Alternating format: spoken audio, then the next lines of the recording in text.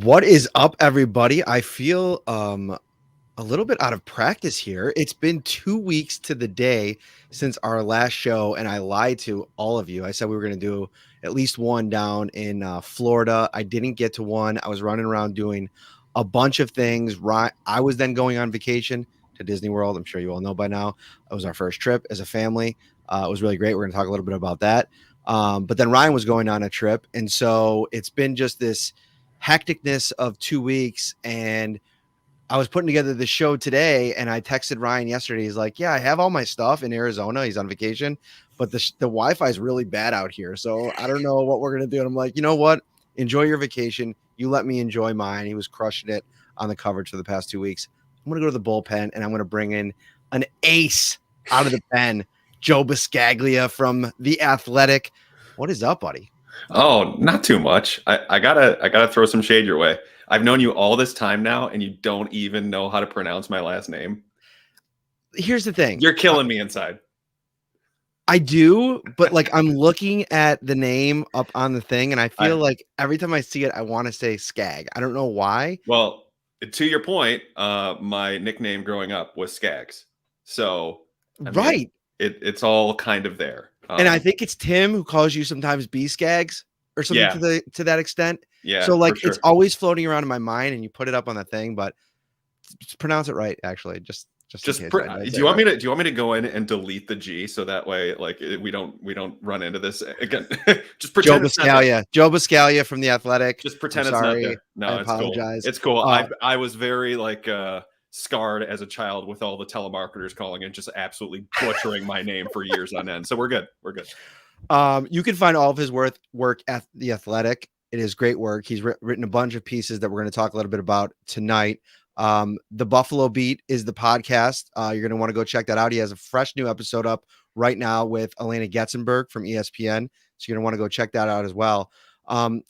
This is the Shout Buffalo Football Podcast.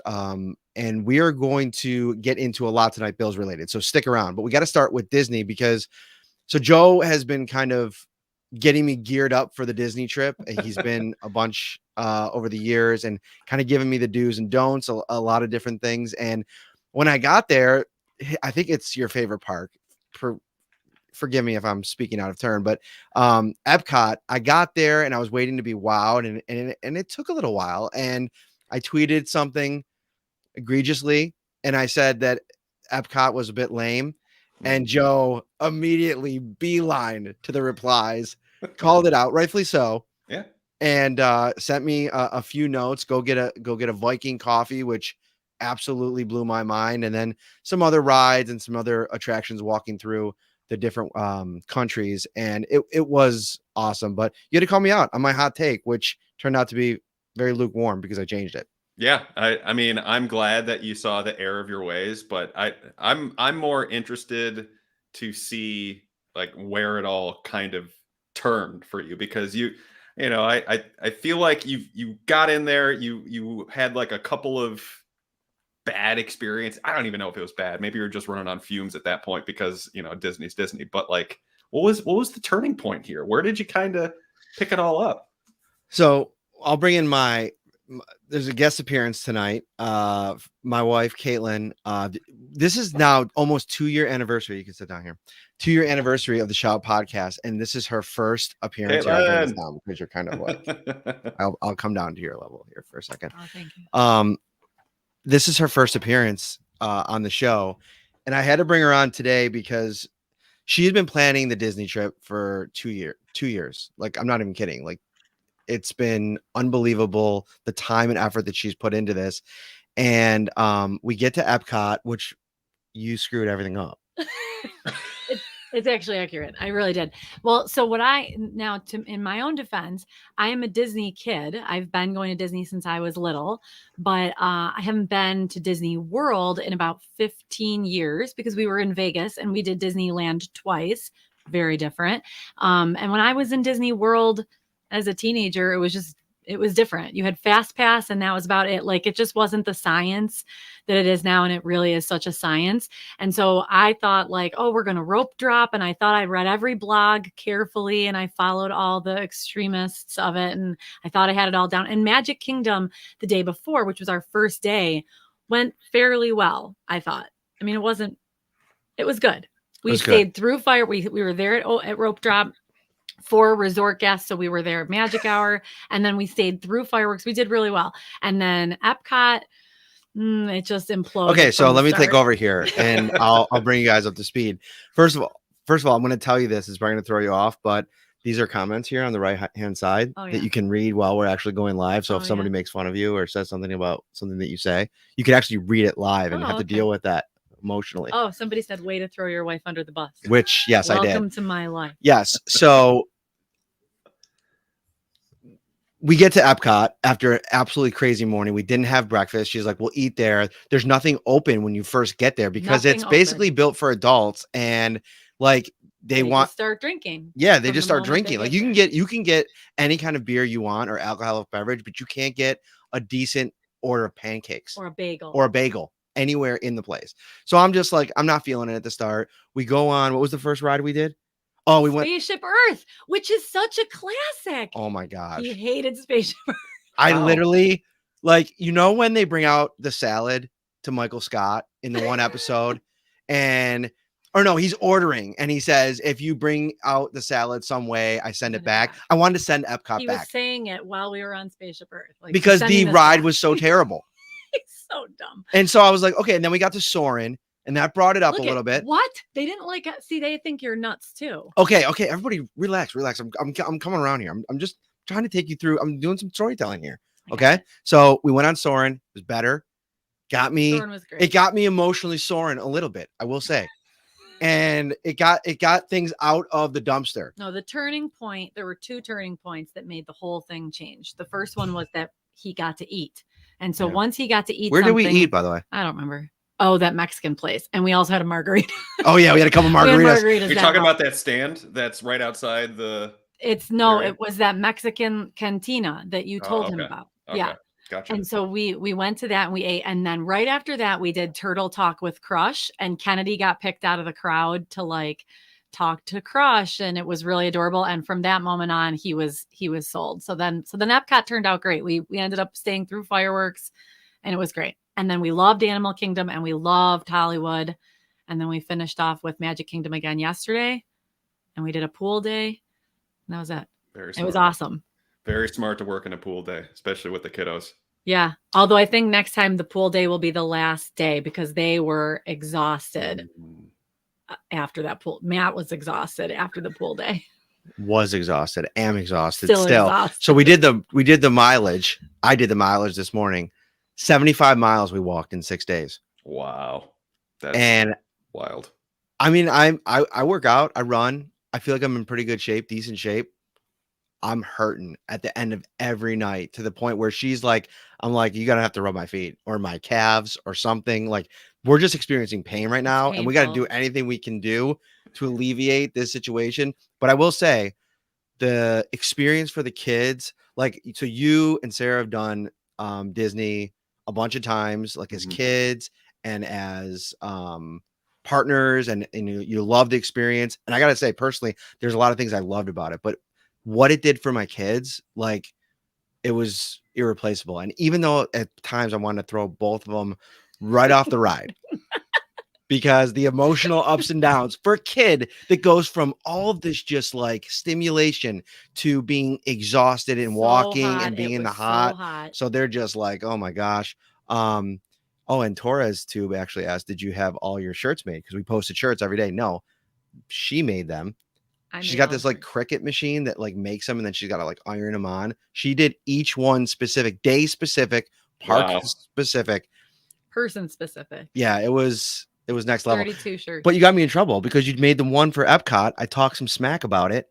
And then people were like, I was hoping you were going to be excited to be a world traveler, which is why I did world traveler. And then you didn't like it being a world traveler. And then he didn't want to go in all the countries. Oh, but I did like being a world traveler by the end. That's the whole story. Yeah.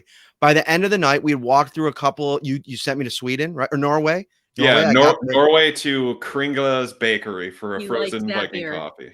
He dude, liked that. that whatever changed the was. whole day. Although I Yeah. will say the margarita to then the frozen coffee to then a beer and then I think some type of mixed drink. It'll get I you. would I was Yeah. I was feeling a little weird by Remember you like 7 fell? o'clock. Oh no, you fell at Hollywood. He fell over at Hollywood. It was great. That did not get clearance for the Oh, podcast. sorry. That's the well. Now you got to tell it. He had a drink at Hollywood. He had an IPA. It was an IPA. Yeah, I wasn't hit an IPA way too early in the morning. I didn't eat anything it? It yet, was like 11, and so I then was thirsty, so I was pounding it. And he went to lean back on a wall of one of the buildings while there was like a parade passing by, Oh, and he no. just bit it the whole way down. I got half of it on video. I'll post it later. It was hysterical. And then he was like blabbering. He couldn't even get it. He was laughing so hard that he fell in front of all these people. It was great. We did a character breakfast at one spot where I'm pretty sure they gave me a double Mimosa. Yeah. Yeah. And dude, I was flying high. The kids were like dancing with Mickey and Daphne. Daisy? Daisy. Daphne? Daphne Duff. Daphne? Is Talking that her name? Daphne? No, her name's Daisy. Donald, Goofy. Yeah, they were all there. I was losing it. I was like, That was good. I had like a full-blown laughing attack. People probably thought that I was like anyway, That was good. there's a lot of details. Thank you for this appearance. You did a Thank great you. job on your Thanks first for all show. your recommendations, Joe. We need to Oh, meet and have more because Yeah. we're going back. Because now, for anybody who thought he wasn't interested, and he wasn't, Oh, yeah. after day 2, after Epcot was over, and he was in love with it. Then it was okay. So next year we're gonna come. First it was 2 years from now we're gonna go. Now it's next year we're gonna come, and now he's recruiting family members to go with us. So thank It's a you. whole thing. Yeah, you're welcome. I'm glad it was awesome. It sounded like a great trip. Thanks. All right, bye. See you, Caitlin. Good job, honey. I can't believe she told the story of me drunk. All right. Very nice. Very nice. All right. All right, let's get into this Bill stuff. There's a lot to get into. And what's funny about like going on vacation, you probably had this in your over a decade now covering this team. Like you go on like a unplug vacation, which I wasn't completely unplugged, but I wasn't really doing any Bill stuff. And then you come back from it and you're like, oh my gosh, I got to play catch up. And of course, we're playing catch up on a day. I'm playing catch up on a day where it's a pretty busy news day. I mean, the Stefon Diggs thing, or it happens. We get a little bit of the details we'll go over, but really, this is something that we were expecting. I don't know if we were expecting it to happen this soon after talking to Brandon Beane. We heard from him down in the Oldrins meetings, but let's go to your first reaction. You hear the news today. This is something that we've been talking about for weeks, but what was your reaction? Yeah, I mean, it seemed like it was kind of a necessary evil here because when you have a star receiver on your roster and he's getting paid less than Robbie Anderson, it's probably not in your best interest to kind of let that sit around a while, especially with Tyreek Hill moving up to $30 million a year, Devontae Adams moving up to $28 million a year. And this offseason, there have been 5 receivers that have moved into the 20 million plus plateau. Those are 2 of them. And I mean, the other 3 aren't like super remarkable. Chris Godwin is a really good player, but like, Stefon Diggs is probably better than him. DJ Moore is another one who got into the 20s and he's an ascending player, but he's not there to the grand degree that Diggs is. And then Mike Williams got popped into the 20 million a year club. So when you have those 3 guys moving into this echelon, and then you see what's coming up, like AJ Brown, DK Metcalf, Deebo Samuel, Terry McLaurin, Cooper Kupp, who still has 2 years to go on his deal, Justin Jefferson, who could get re-signed next offseason, and he's going to sign a huge contract whenever he does. You have all of these kind of things kind of going into it. The Bills almost had to beat the rush a little bit. And that's why I thought it was smart to do so now if you were committed to doing so. It was either one way or the other. Just either move on from him, trade it, get some assets back, or re-sign him, because you couldn't really go one way or the other. You needed to keep him happy in such a crucial year. But because they did, now it brings up some other questions about what he's going to be like 3-4 years in his contract when he's in his age 31, age 32 season. But those are worries in the distance. Now it's a matter of making sure everything in 2022 is ready to go, and for them to put their best foot forward to winning a Super Bowl, because that's what it's ultimately about. I didn't get any sense in Florida from Brandon Beane that there was any intention from the Bills side other than keeping Diggs here long term. Things happen. Sometimes negotiations happen and things get a little bit wonky as you kind of get into, the numbers conversations. But I thought that probably, they find a way to get an agreement done, and the agreement comes in at $70 million guaranteed dollars. You look at the initial numbers that kind of push the length of the deal over 100 million, and the average annual, I think, at about a 25 million, which comes in under Tyreek Hill. And you look at some of the other contracts, the financials are what they are. You knew you were going to have to pay to get this guy here, but I think that the more and more you peel back the layers, it basically turns into a 3-year contract. And I think that they're, comfortable with him at that number and what he's done and what he's meant in the building. Immediate projections, though, because I think that that's where you naturally go with the player now that, for all intents and purposes, I mean, they're saying that, they both sides want him to retire as a Bill. That remains to be seen. We'll see what happens in 32, 33, those years. What are your expectations of Diggs now going into next season? Do you feel like there's room for growth? His role in the offense with an ascending player alongside him in Gabriel Davis, how does that impact him? How do you see this all working in the immediate future and, over those 3 years where he's going to be making a lot of money now? Yeah, that's a fair point, because we saw him really jump out to a huge season in his first year here. And then last year, it was still super productive, but it almost felt like he was missing at times. I mean, the AFC divisional round is a prime example of that. Like, yeah, he caught that 2-point conversion, but the rest of the game, not really anywhere, not really a part of the whole game plan. I'm expecting that things might look a little bit differently with the offense next year, and it could in turn help how the Bills operate with Diggs. I mean, Gabriel Davis is a huge piece to the equation, no doubt. I mean, as long as he continues on his trajectory, he is going to be the best second receiver that they've had alongside Stefon Diggs. I mean, Beasley's more of a slot guy, but that outside to outside element, it just was never really there with John Brown in Diggs' first year. Last year, Sanders was solid for the first 5-6 games, but then all the attention went right back to Diggs. And now we're seeing Davis kind of ascend. So as long as he continues his growth, that's an element to it. But I also think the sneaky thing here, and I've been monitoring this as we're going, there's no way to substantiate this until we see it with our eyes in games and everything like that. But it almost feels like, to me, some of their offseason maneuvers has led this to become a potential more of a threat to run operation, where, they go and sign OJ Howard. And that obviously teases more 2 tight end looks. And down the stretch of the season, they were so much better when they were running those 2 tight end sets more frequently, whether it be with Knox and Reggie Gilliam or Knox and Tommy Doyle. Like, they were really starting to get things working when Devin Singletary started to become a bit more effective. And that's when the whole offense kind of turned. So I kind of wonder if that element to it, where it takes the pressure off, it removes the 2 high safety as much, because they saw a lot of it last year, and then allows the Bills offense to grow that way and let the passing offense get back on track. So it's kind of a convoluted answer, but I think there's potential for him to get back to where he was, but in a weird way, they kind of have to depend on the run to do it, if that makes sense. No, I like it. And we'll talk a little bit about it later on, but one of the first big draft pieces you put out was the mock draft where you had the Bills taking. People still won't let me alive for that one. But honestly, like, the exercise of it is so important. Like, when I first saw that you had that as the Bills pick, the first inclination is, man, does running back at 25 just taste horrible in my mouth.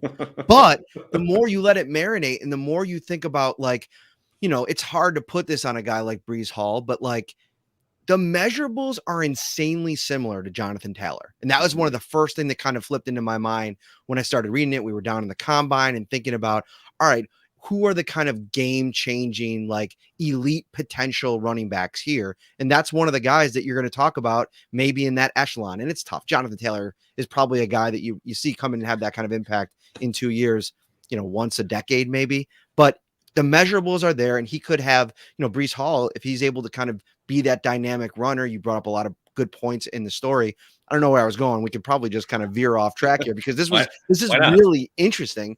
I kind of came around on the idea. Now, I think you could get a little bit creative with how you do it. Maybe you're willing to move back 4 or 5 spots. I can't remember specifically now that I'm thinking about it if the Colts did that or not, but they got Jonathan Taylor in the second round. And I know that there was a lot of late first round buzz on him during his draft year. At the end of the day, if he becomes what he's going to become, and I'm sure you've looked at the film, the one thing that you've written about quite a bit, and listen, on the film stuff, I really do go to you for a lot of that stuff.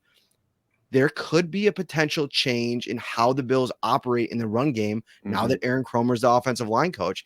And I think it started with the types of people that they're looking to bring in. I think Roger Saffold is a perfect example of that, a guy that could set the tone in the run game. They might be, employing some different scheme here going forward in the run game. Yeah, totally. I think, well, one of my favorite metrics to kind of track as we go through the off-season process to see if there's any things that are similar. The way that they've approached the offensive line this offseason has effectively utilized more athletic profiles of these starting 5 linemen. And I use the metric relative athletic score, and it's RAS.football, where they go through it with historical data based on workouts of draft years, and they assign a score from 1 to 10 on how they relate to other players at their position. And, it brings a lot into it: the 40 time, their height, weight, length, their agility scores, their composite strength scores, and it yields this one number. And the one thing that stood out is that in the past, the Bills have kind of gone for these big power guys that haven't really had the top athletic scores.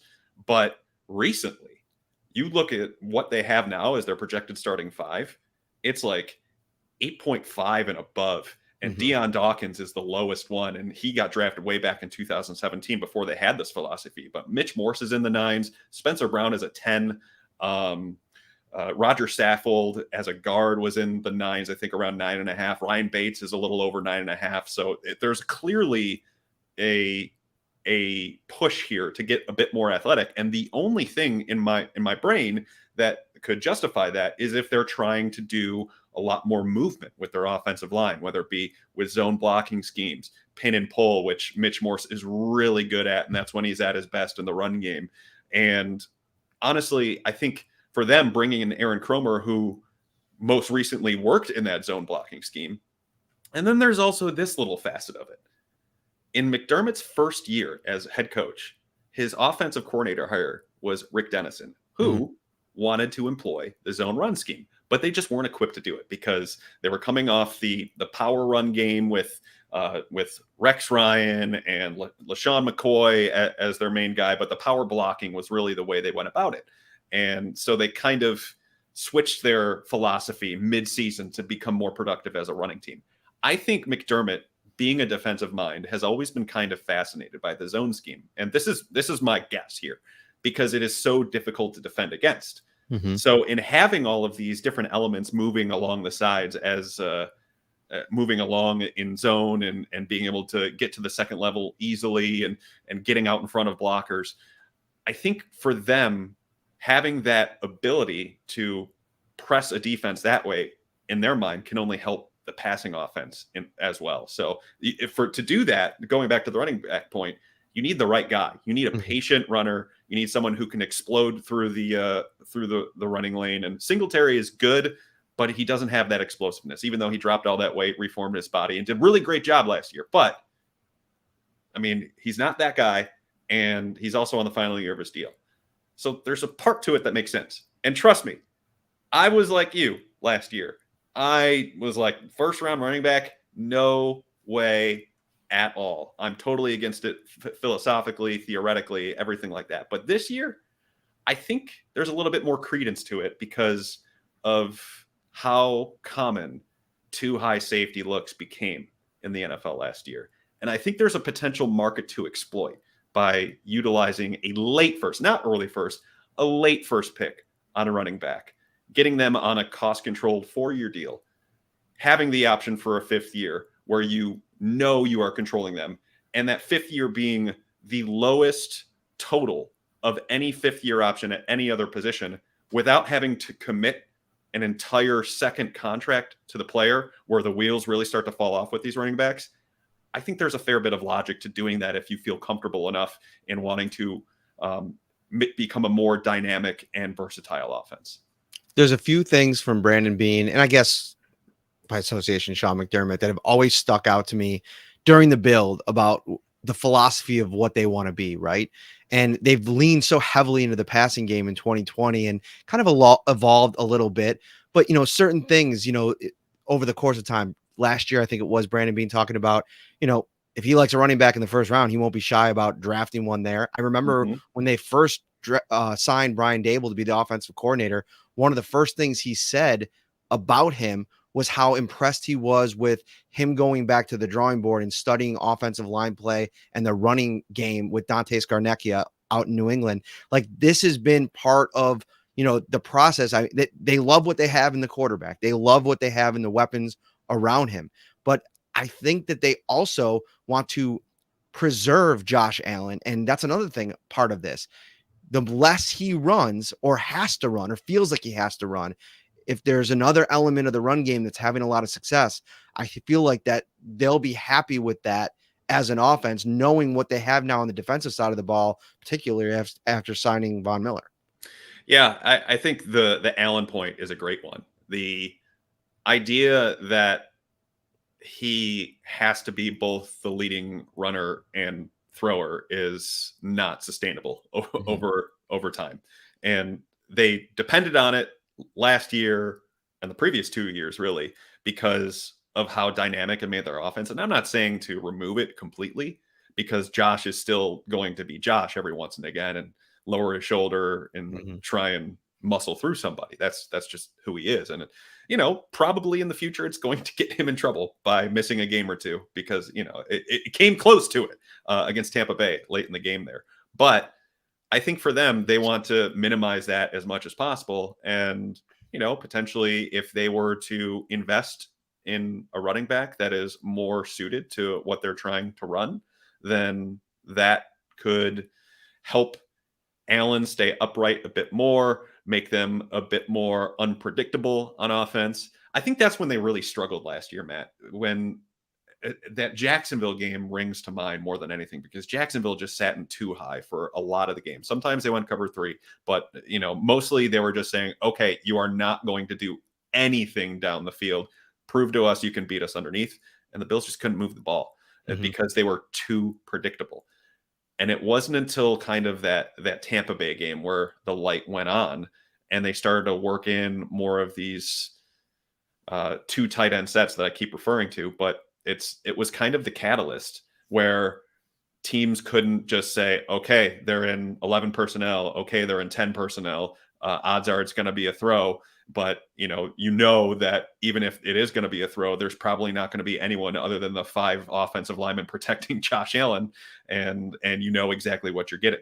So all of these different elements to it add into them wanting to be a bit more all over the place for a defense. And that's, I think, for McDermott and what he saw at the end of the year with the not so subtle comments about how the offense was going and what he liked about the offense down the stretch of the season, then I think there's a lot to be learned from what they want to do moving forward.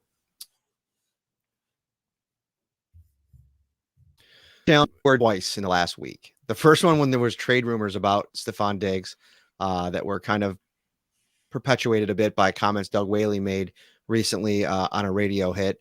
I think SportsCenter tweeted something about it, and he just said no. And after Adam Schefter tweeted out today what happened, he's tweeted one word: yes. So, Josh being Josh. Oh, I thought it was, Wales. Oh, yeah. Wales. Oh, Wales.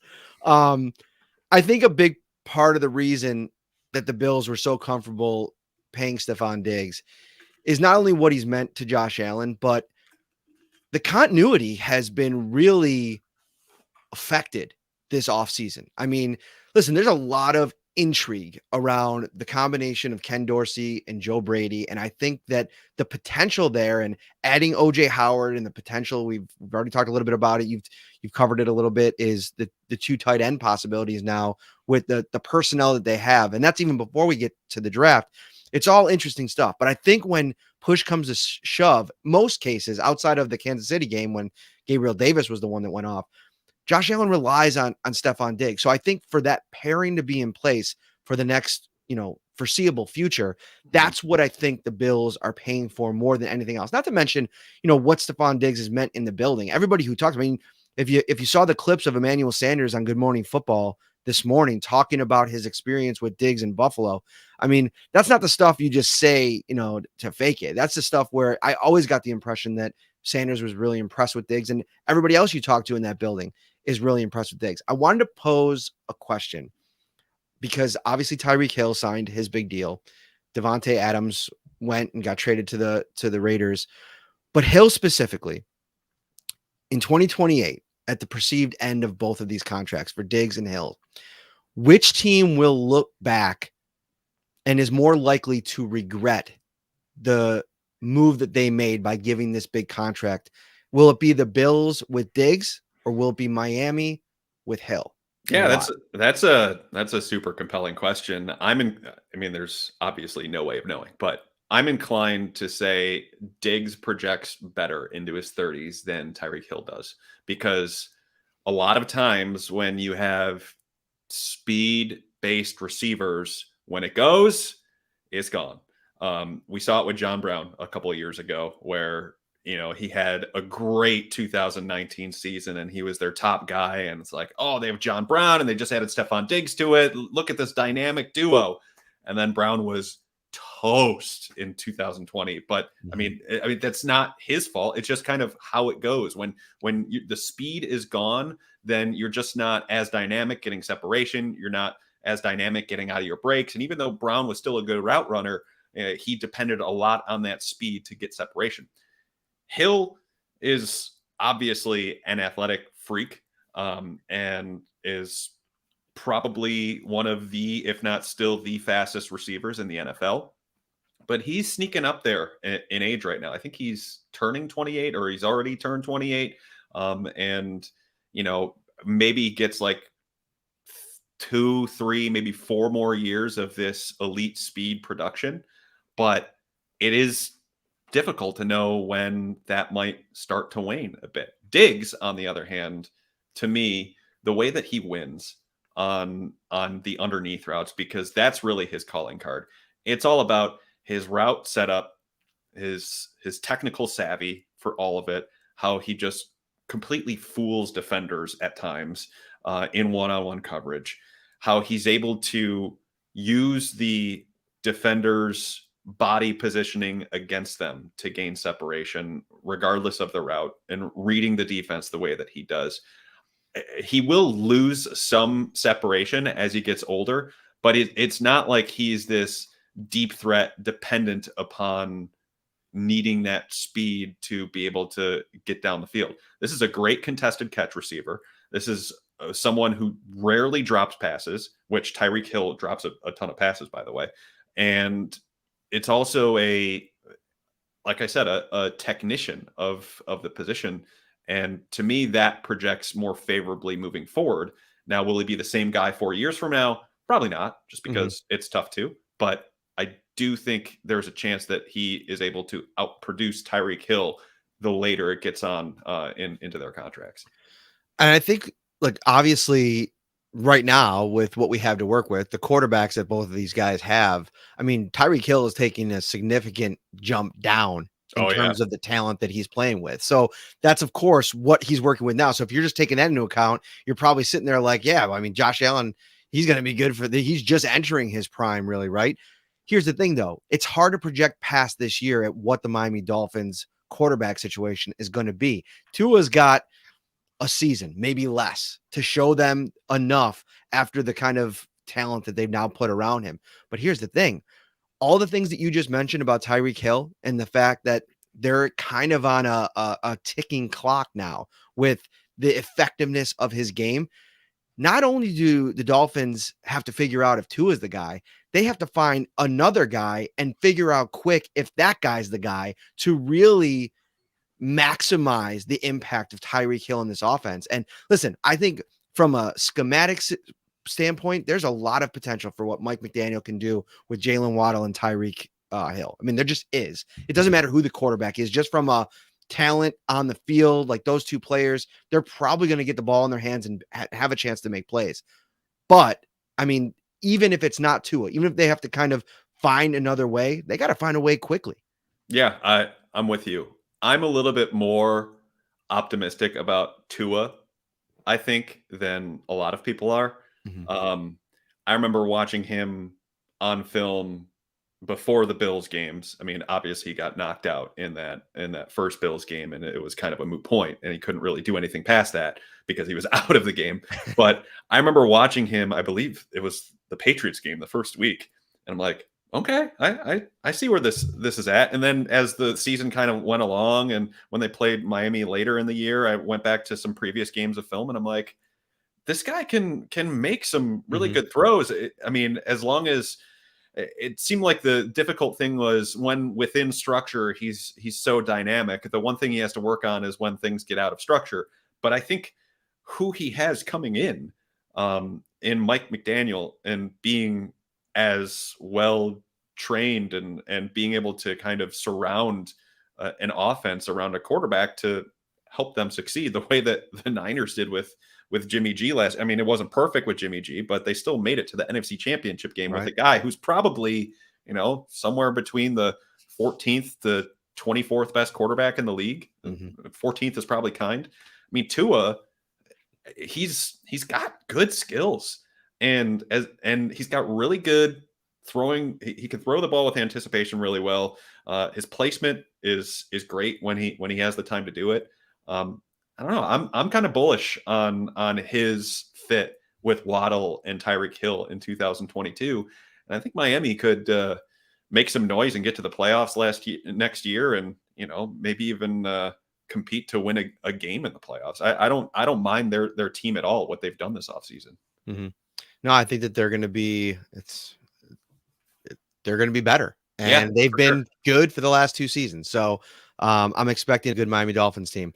We probably should have put this a little bit higher in the show. It's been dominating the comments throughout, and I kind of like to take the lead from the audience whenever I can. And this is something that, listen, the Diggs deal happens. It's something that people, I think, were expecting. So the wow factor of it wears off pretty quickly. And as in all things sports, it's always about like what comes next. And obviously a lot of noise around Jordan Poyer right now.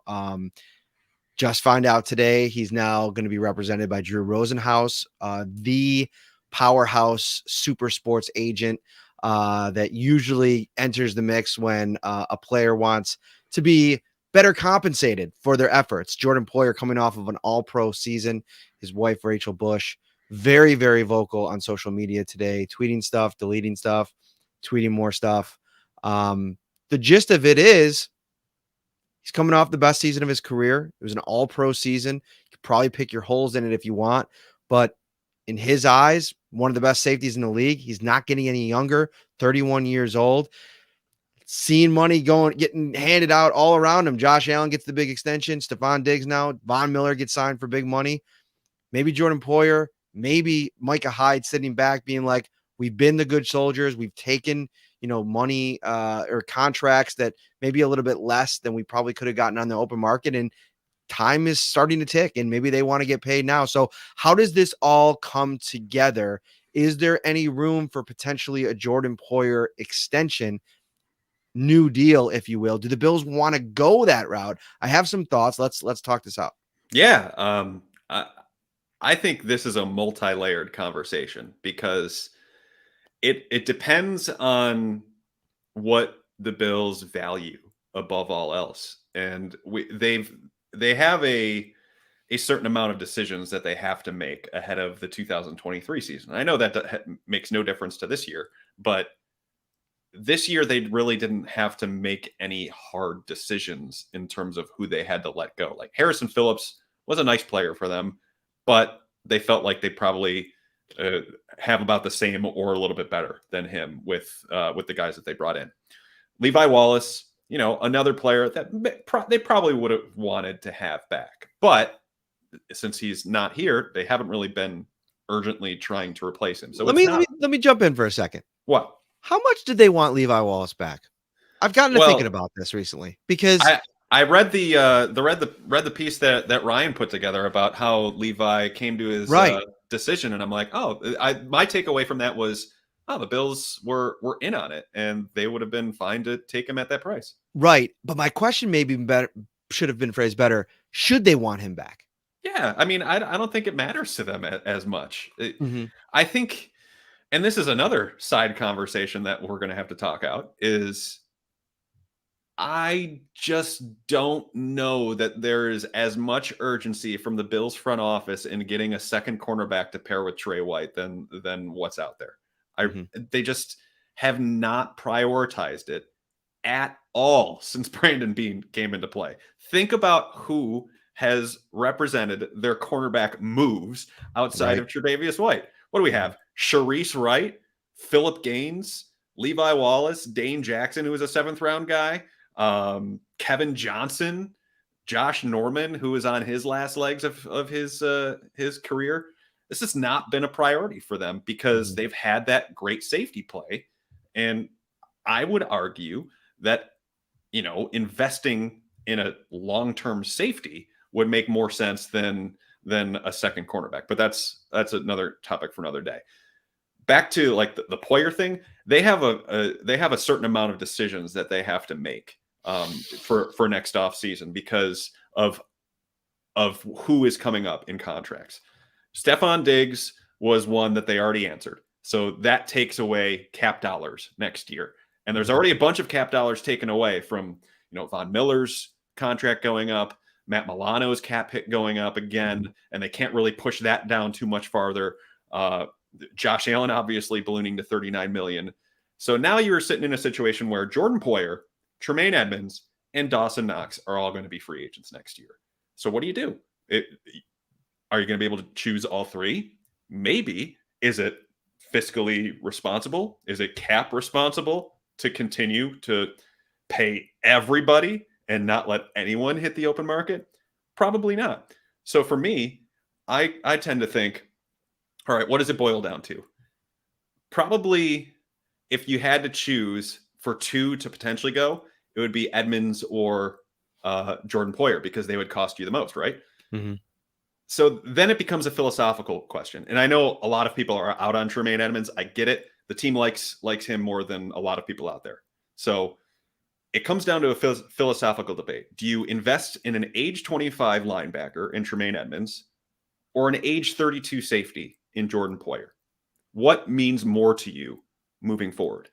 And is there an opportunity to exploit Jordan Poyer having the best season of his career and getting all these accolades and potentially trying to move him if he's not happy? These are things to think about. So I think Jordan Poyer is super important to what they do, right? Sure. I think what they ask him to do, like they talk so much about everything that's on Tremaine Edmonds' plate in terms of running the defense, covering, doing all that kind of stuff. But I think what they asked Jordan Poyer to do, you could probably pound for pound stack that up against anybody else on their defense. He plays in the box, he plays some deep stuff, he covers, he blitzes, he tackles, he does all those kinds of things. To your point, though, investing long term based on the result, the immediate results, as big of a fan as I am for what Jordan Poyer does, as much as I was an advocate for Levi Wallace, and I thought he was better than a lot of the time the credit that he got. Mm-hmm. The Bills are coming off 2 playoff exits where the defense didn't get the job done. So do you change things now that you get before? Now we've been talking for what, 3-4 years about getting a premier pass rusher. They have the pass rusher now. Are you almost kind of hoping, let's do whatever we can to get this iteration of the defense, no matter what happens at cornerback too? To your point, maybe it's not as big of a deal as fans make it. Seeing what this defense looks like with Von Miller, the safeties back there, and however you got to figure that out, whether it's extensions or whatever else, do that, go all in on 2022 and then figure it out later? Or have you seen enough in the playoff games to where you think that there are some bigger identity type changes that need to be made? Yeah, I mean, I think everything that they've done this year is an all-in move for 2022, and that's a big part of how they're structuring this whole thing. There's a bunch of one-year contracts in there. There's a bunch of a lot of older players that they're bringing in to chase this illustrious Super Bowl ring. But I think it really depends on what they view to be important moving forward. I don't know that it's necessarily like there's a smoking gun from the past playoff exits or anything like that.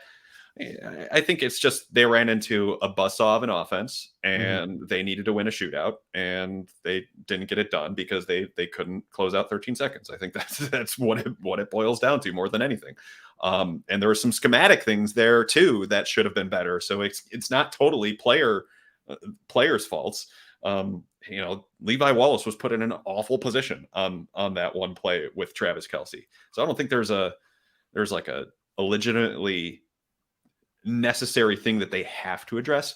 I do think that the idea of taking a player that can cover a tight end in a sub-package role in the interim is fascinating to me, because that's a lot of the things that kind of gave him trouble. Travis Kelce just continues to give them nightmares every time they play him. So, that's why I wonder if you can find someone, and this is a tease to what I kind of wrote about today. If you can find someone who has the length, the fluidity, the physicality that can match up with that player in that, big nickel role in the interim that projects into a vitally important starting lineup position past 2022, now that's a compelling argument to make. Now, I'm of course talking about Kyle Hamilton, who is a safety prospect out of Notre Dame. And the initial response to that idea was like, look, they don't need a safety. They have Poyer, they have Hyde. But Poyer and Hyde are both entering their age 31 season. As we pointed out, Poyer's a free agent, might not be happy, switched agents, which is usually a sign that he wants to get paid more. And my initial read, especially with the Bills and how they operate, is if they wanted to get something done and they thought the value met what the player is asking for, then they would get it done. But that hasn't happened. And something went awry to where Jordan Poyer felt like he needed new representation. Now, the rest of it would just be guesswork, and I don't want to get into all that. But I do think there is something to the fact that nothing has happened on that front just yet. And I wonder what it means moving forward for these two sides. I think it's very logical to wonder what it means moving forward. So I'm just figuring out this feature on YouTube where fans can do a super chat and they actually pay money to get their comment on the show. So Jeff King, thank you. Gentlemen, if I'm wrong, he writes, correct me. Poyer is on our outside at the wrong side of 30, as well as Hyde. Love them both, appreciate them both. However, it is a business, and this is something that we've kind of been talking about here as well, about just the financial ramifications as you start to pay people, reallocating that money and maybe dipping back into the draft pool. I think the Hamilton point that you bring up is really interesting, and I want to dive a little bit into something specific about him. Mm-hmm. But, reading your story, the idea behind it is something that, and thanks, Jeff, for the comment, is something similar to what Carolina did with Sean McDermott there when they drafted Shaq Thompson. You could talk a little bit about that. But it's also interesting to me the way that the draft narratives work. Like Kyle Hamilton, when we get into combine, right? Coming up to the combine, you're listening to podcasts, you're listening to the draft experts. You guys have a good one over at The Athletic, Dane Brugler.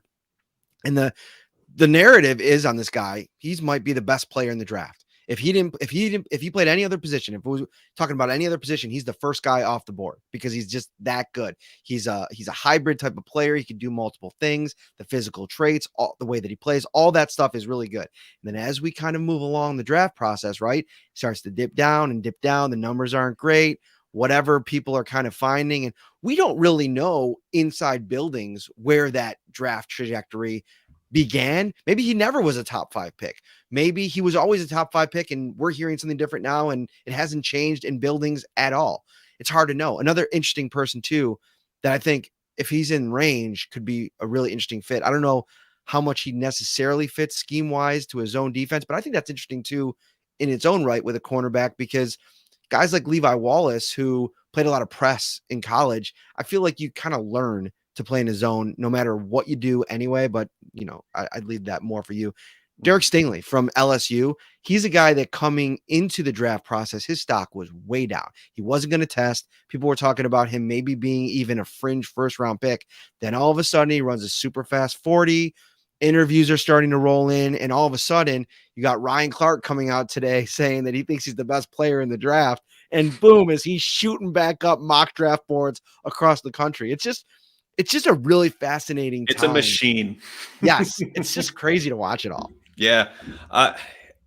Going to the Hamilton thing. I get where that's coming from. I think what we're now seeing is more of just an adjustment to maybe where it's always been, as opposed to what it was previously. Because when the whole process begins, you try to identify the top talent out there. But the flaw to it is they can still have talent, but it doesn't mean it pairs with where they're going to get selected in the draft for a multitude of other reasons. Like you pointed out, positional importance. Safety is not as important, I should say, to a lot of teams out there. And then you factor in some like athletic hangups. Not every team is going to want a safety who ran close to a 4.6, and he ran a 4.59 at the NFL Combine. But, Matt, as we always know, beauty is in the eye of the beholder. And the Bills, quite frankly, have shown throughout their past, they do not give a crap about either of those things. Right. They believe safety is super important to them.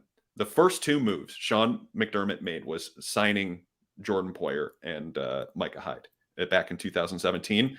And they probably can't believe it's worked out as well as it has over the length of McDermott being the head coach, but it has. And it's been a strength for them.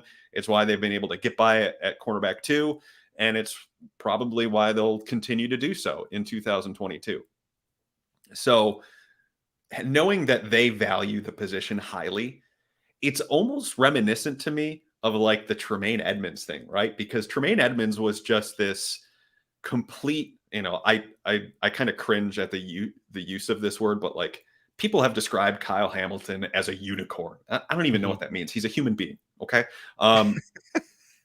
But he's got a horn, Joe. He's got one horn right here. But Edmonds was kind of along the same lines. Like he was a linebacker, but super tall, just ridiculous length.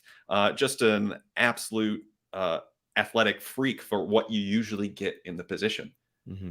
And that is something that Bean gravitates to, like a fly or a moth to a flame, a fly to a zapper, everything like that. That's just who he is. He loves those traits and being able to mold those traits. And he did so with their quarterback. The other part to this is the 40 time. If you go back and look at the draft year 40 times of the 4 players the Bills have on their roster right now at safety, Jordan Poyer, Micah Hyde, Jaquan Johnson, DeMar Hamlin, they are in the range of somewhere between 4.54 to 4.69. It doesn't matter. They believe that as long as you have instincts, range, and playmaking ability, that you can play safety in their system. So to me, it could present an opportunity to where, and this is Bean to a T, right? Like, he's aggressive when he sees a value falling down the board.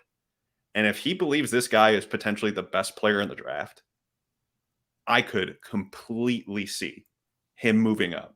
And the spot that I kind of highlighted as maybe, hey, this might be the highest they might go, is 7, just because of his relationship with Joe Shane. And I think that would be a safe spot to secure him. And yeah, that might be a little early for safety, but not when it's as important to the Bills as that. And especially not as if Jordan Poyer is going through all this stuff and, you don't know if he's going to be back next year. I think there's a legitimate case to be made to where Bean says, you know what? We think this is an impact player. We think this is a potential all-pro. Let's jump up and get this guy so no one else does. So before we get out of here, I guess kind of like a double part question. I'm looking over the depth chart, and I have a bunch of things that I'm looking at and questions, obviously in the interior of the offensive line. I thought Ryan Bates was really good last year, but do the Bills pencil him as a starter? Right now, I almost feel like they have to, unless they're opening up the competition back again for Cody Ford. Roger Saffold's a good player. He's a little bit older. He's a little bit banged up. So there's questions in the interior. You look at cornerback number 2. I think slot wide receiver is super interesting, the way that they've attacked that, bringing in Jamison Crowder. We'll probably talk about all that stuff a ton, and maybe we'll do that later in the offseason. But I guess my question is 2-part. What do you think is the biggest remaining question mark or hole on the depth chart? Not punter, Joe. Okay, let's not end this thing with punter palooza. Come on. Wait for training camp. We don't even have a second punter yet. We will. By the time the draft is done, we will. And yes or no, Jordan Poyer on the Bills roster in 2022? Ooh, that's a spicy one to end it. I'm going to go a little bit off the board because I'm sure everyone's screaming, corner, it's corner 2, it's corner 2, say corner 2. No, I'm not going to say that. I'm going to go with right defensive end. Because, while you were in Disney, I was away in a bunker watching every snap Von Miller took last year. And one of my biggest takeaways is I thought he was far more dynamic rushing from the left side than he was the right. And the inherent problem with that is if they utilize him out there, Greg Rousseau has not taken a single snap on the right side. He might have in training camp, did not do it a single time in a game last year. So then if you're using Von Miller on the left side, what's going on the right? Are you using Boogie Basham? Are you trying to put Greg Rousseau over there? Are you hoping AJ Epinesa breaks through? Are you hoping Shaq Lawson does so on a veteran minimum contract? So what exactly is the plan there on pass rushing downs? Or maybe are you looking at 3 defensive tackles with Von Miller? I'm just very curious to see how that whole thing kind of goes. So that's what I'll go with for that. As for Jordan Poyer, I don't know.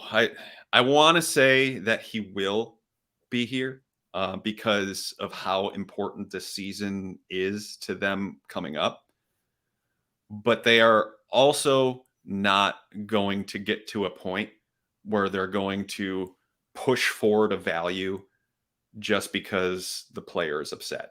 Eventually, you have to say, from an organizational standpoint, enough is enough. Like, we can't get you to this point because that is not the value that we assign. And that's sometimes caused them to lose a player in free agency, like the Harrison Phillips thing. I think he even said it after the fact that the Bills valued him lower than put a value on him that's lower than what he ultimately accepted to go to the Vikings. So if that value does not align with what Poyer and Drew Rosenhaus believe their value to be, then move on. You can. It's tough. It's going to be difficult, but it also might be an opportunity to trade that player and accrue something that maybe you wouldn't have been able to get this time last year because he's still a really good player in the NFL. Mhm. So that's, I'm kind of couching it one way or the other, but I could honestly see a situation where both results could come to fruition. The Jordan Poyer thing is interesting. And I want to bring up Scott's question here. He's a regular of the show. Always has good questions. The Poyer thing is interesting because I view him in the building as one of McDermott's guys, right? One of the guys that gets he combines the ability, like the high level ability, with the, proven track record of getting the message across to other guys, right? Which, player driven leadership is important. He's been an Iron Man for them. He's missed only 2 games in the last 5 years. So availability, which is so key. All of the pieces of this for me, the more and more I think about it, the more I think I just can't envision a scenario where he's not here. But we could be on the road, Joe, to like a holdout, as crazy as that is to say, with Poyer, and the fact that he's taken all of these, player friendly contracts or team friendly contracts. The comments the gist of the comments coming out from Rachel Bush are that, listen, he's taken less to be a team guy for years, and this is his opportunity to cash in. That's the gist of what I'm getting from all of her comments, and comments that have not just started over this last week here. These are comments that have been coming out from the camp for a while now. Mm-hmm. And listen, it's hard to disagree with them. I mean, this is the year. This is the time coming off the year that he just had, whether or not you want to say he's among the top 5 safeties in the league. He was named a first team All-Pro. That's the negotiating power that he has. And he's going to probably try to use it now. That's what the Drew Rosenhaus move says to me. So that's the piece of it that, man, how do they get past that point? Right. The butting heads of it, the way that, to figure that out. There's a lot of people in here saying trust the process. Brandon Beane has done crazier things than what working with a guy that they've had a really good relationship with over the years, what that's going to be. So anyway, long story short, it's going to be really interesting to see how this plays out and how it has an impact on a very positive spring and summer. This could be something that looms because, mini camp's right around the corner. Well, what's going to happen there? Mm-hmm. Yeah. It's super interesting. And I don't at all fault Jordan Poyer for wanting to maximize his worth. This might be his last bite at the apple here because of where he is in his career. So I don't fault him for wanting to get paid commensurate to what he believes he is deserved or that he is owed. But that said, that doesn't mean that the Bills are going to just, roll out whatever that the player wants, because that becomes a slippery slope. And if the demands are more or weightier than what you are willing to give, at some point you have to say, no, we can't do that. We're out. And so that's why it's very compelling. I think the looming part of this potentially hovering over their heads is, whatever it was, 12 hours ago when Stefon Diggs resigned and it seemed like all was well in Bills land before this whole Jordan Poyer thing kind of began.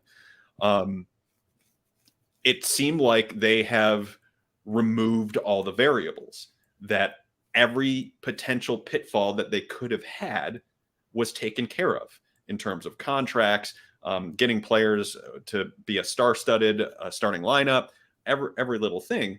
But and it really pointed to the fact of taking care of Diggs now to make sure that it does not become an issue when they get to off-season workouts in a couple of weeks and then the start of OTAs in the month of May. But now they quite possibly could be looking at it with someone who was a captain of the team this past year. And I just wonder, because this is a good negotiating window now, because if you are planning to do something and trade him away, this is the ideal time to do it, right before the draft. So they've got some thinking to do, and they need to figure out if these values can align, and if they can't, then see what you can get. It's a cold business, but sometimes you have to be cold. If you're another team, how do you view Hyde and Poyer? Yeah, because for me, from another team, like Bill Belichick has always just raved about him, but I can't remember a single time he's talked about either of them without mentioning the other guy's name. Mm-hmm. And I wonder if because of that they've been billed and branded as this tandem that you'd almost be worried. I feel like buyer beware. Am I going to pay all this money and draft capital for a safety and only be getting one half of the dynamic duo? And it might not work in that new setup if you don't have that other guy, just because of how much their success is based. They've said it themselves, how much it's based on their ability to communicate. They don't even think about it anymore at this point. And a lot of times they're out there and they may not even need a coach. Like they can coach it themselves. They know the system so well. Yeah, it's a fair concern. I will say that it all depends on what you're looking for. If you're looking for an in-the-box safety who has instincts like Jordan Poyer does, then he's probably going to be successful wherever he goes. If you're trying to take him out of position and have him be more of a deep middle, he can do it, but he's not like, that's not where he's at his ideal. It's not where at his peak. Mostly you would like him, pinching down, being able to help support the run, pick up players in coverage across the middle of the field, things like that. But it is at least a wonder. However, I think the locker room element and the leadership element to it could definitely help influence a team that is trying to establish something that has a need at safety, that has the potential salary flexibility to do something like this. The team that continues to come to my mind, and it's not just because Joe Shane and Brian Davis. I was just gonna say it before you mentioned it. It's the Giants. Like I was just reading my coworker Dan Duggan, who does a great job covering the Giants for us. Like they are bare at safety. They got nothing, and they have the 5th and 7th overall pick, and they probably want another kick at the can in 2023, if I had to guess. So, do you want James Bradbury back in a deal, or do you want just the draft capital? I would rather go and get if they believe strongly in in one of these top tier guys, like let's say a Kyle Hamilton or a cornerback too, just to throw it out there, then go get that guy this year because he can help you. Whereas you can kind of get by next year and what you hope to be the 30th, 31st, 32nd overall pick in 2023 and ship that away along with Poyer to move up to be able to do this. But it's just, it almost seems like a logical destination for him. So I don't know if they're going to trade him. I really don't. I think it's in the realm of possibilities. I think it's also in the realm of possibilities that they give him a short-term extension to match Micah Hyde's deal. But they can't keep everyone every single year. I know this. I know the cap is fake, and I'm not sure that Poyer's going to be into that. Right? I think he might want more. Yeah, exactly. I mean, he sees Von Miller, he sees Stefon Diggs signing well into their 30s. Why wouldn't you at that point? Wow. You would say, why not me? What's wrong with me? I've been a part of this puzzle for 5 years. Why not me? And I think he's totally justified in thinking that. But I think there has to be somewhere of a meeting point between what you believe you are worth and what the NFL believes you are worth. Eventually, you're going to get it from somewhere because the level of desperation around NFL teams differ from franchise to franchise based on where they are in their build. So you're probably going to be able to find that somewhere if you are a good commodity. But the one thing teams and I guess people have to be careful of with long-term contracts is they're more projection than reward. Like Jordan Poyer was great last year. He's been really good for them over the past several years. How much longer can he do that? Like how much, where's that fall off point? We talked about it with Tyreek Hill and Stefon Diggs. Where's that fall off point when he's getting in, when you're paying him to, on his new deal, pick it up in age 32 season? How much longer can that go at a high level? These are legitimate conversations that the Bills have to have about it. We're going to get out of here. So 30 seconds on this. I don't know if I'm capable of that. Okay. I'm I don't want to put you in any box you're uncomfortable with, but Jerry Hughes, is the door closed? And your concerns about right defensive end, is the answer on the roster? That was, I think, part of the idea of it. It's interesting you brought up Jerry Hughes, because that's the person I brought up in the Von Miller piece, because in my mind I'm like, okay, who could be a solid rotational, obvious pass rushing down specialist that can come in and give you good reps from one time to the next, that might be in on coming to Buffalo for a year. I mean, hell, Jerry Hughes, his market has fallen completely flat.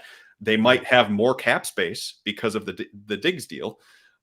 Maybe to sign a cornerback, maybe they might have a little bit more room. We don't have the details yet, but yeah, I could absolutely see that. And to answer your question, I don't know if the right end is on the roster. I don't know if maybe they're going to try and put Von Miller over there, because what the Rams did last year is, because they had two guys who were at their best rushing from the left, and Floyd and Miller, and so they kind of split it up. They eventually pushed Miller over there more often than Floyd, but they split it up. And Miller was still good from the right side, but he was dynamic from the left. And so I wonder how they're going to play it. And I don't know if that right end is on the roster. I think they would have to hope that one of Epinesa, Lawson, or Basham step up. And I don't know if I could bank on that. There it is. Joe Buscaglia from The Athletic, joining us tonight for 70 minutes on the aftermath of his own podcast. So thank you so much, my friend. I appreciate it. Let everybody know where they can find your work. You got a bunch of stuff out right now. I'm sure you got something in the pipeline coming out pretty soon. Let them know where they can find you. Yeah, you can find me over at theathletic.com. You can read any of my bloviated takes over there, usually on the draft, usually long-winded, usually, I try to be as different as possible, but within reason. That's just kind of my shtick. So you can read all over that at the Athletic, and then you can listen to the podcast, The Buffalo Beat, wherever you find them, whether it be Apple Podcasts, Spotify, what have you. So yeah, find me all there. There you go, everybody. Maybe Ryan will be back next week. I'm not sure. I saw one Facebook commenter saying, LOL, Ryan isn't here to carry Matt this week. And you're right. But guess what? Joe B was here to carry me, and I appreciate that.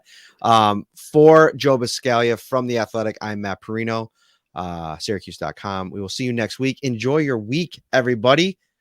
More Bill stuff, I'm sure. News dropping any minute.